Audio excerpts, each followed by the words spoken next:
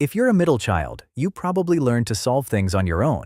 Not because no one cared, but because someone else always seemed to need the attention more. An older sibling had expectations placed on them. A younger sibling needed protection. And somewhere in between, you learned how to adapt. Psychologists have studied birth order for decades. And the truth is, it doesn't create dramatic personality types. Large-scale studies show that birth order has very limited power in predicting broad adult personality traits.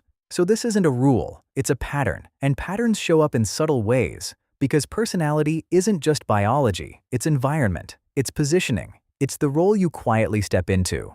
Middle children grow up in a very specific position. Attention rotates. Responsibilities are often claimed by the oldest. Protection often gravitates toward the youngest.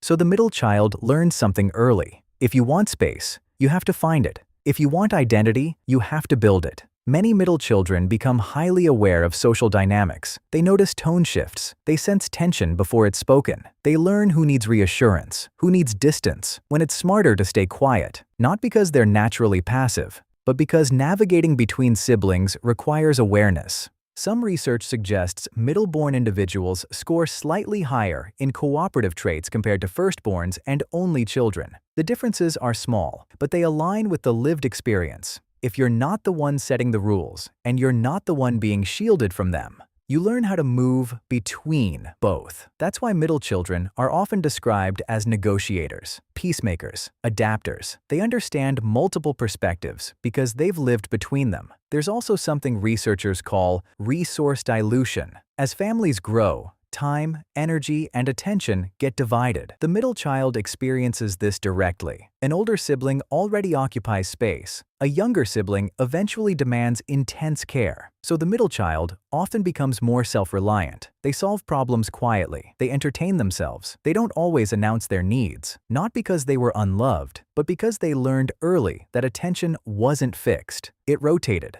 Over time, that independence can become a strength, adaptability, emotional balance, social intelligence.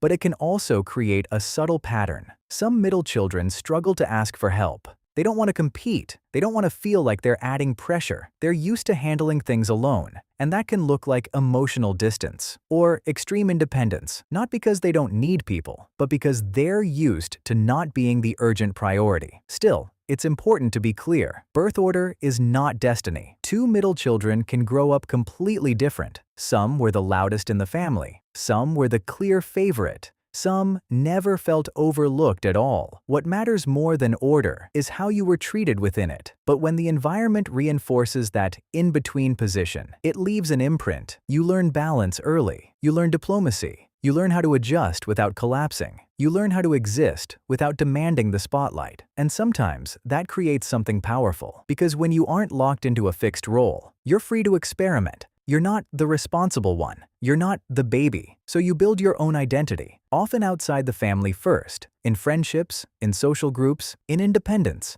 And that can make middle children quietly resilient adults. Not invisible, not forgotten, just observant. Being in the middle doesn't mean you mattered less. It means you learned how to navigate complexity early. And that's not a weakness, it's a skill. Thanks for watching.